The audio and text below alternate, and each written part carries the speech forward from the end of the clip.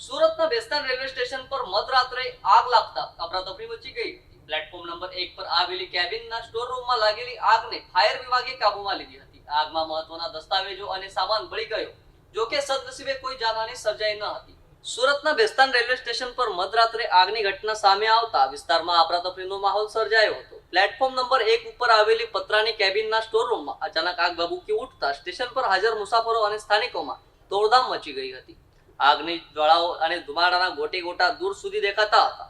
લોકોમાં ભયનો માહોલ જોવા મળ્યો હતો। કેટલાક સમય માટે સ્ટેશન પર ગભરાટ જેવી સ્થિતિ પણ ઊભી રહી થઈ ગઈ હતી। ઘટનાની જાણ થતાં જ બેસ્તાન ફાયર વિભાગની ટીમ તાત્કાલિક ફાયર ફાઇટર સાથે સ્થળ પર પહોંચી ફાયર ટીમે ઝડપથી કામગીરી હાથ ધરી પાણીનો સતત મારો ચલાવી આગ પર કાબુ મેળવ્યો હતો। આગ વધુ ફેલાય તે પહેલા જ તેને કાબૂમાં લઈ લેવાતા મોટી દુર્ઘટના ટળી હતી। ફાયર વિભાગની સમયસર કામગીરીને કારણે આસપાસના વિસ્તારમાં રહેલી અન્ય સામગ્રી અને કેબિનને પણ બચાવી શકાઈ હતી। આગ લાગવાના કારણે સ્ટોર રૂમમાં રાખેલા મહત્વના દસ્તાવેજો, પંખા સહિતનો સામાન બળીને ખાખ થઈ ગયો હતો। આગના કારણે સ્ટેશન પર થોડા સમય માટે અસ્તવ્યસ્ત સ્થિતિ સર્જાઈ હતી અને લોકોમાં ચિંતા ફેલાઈ હતી। સદનસીબે આ સમગ્ર ઘટનામાં કોઈ જાનહાનિ નોંધાઈ ન હતી।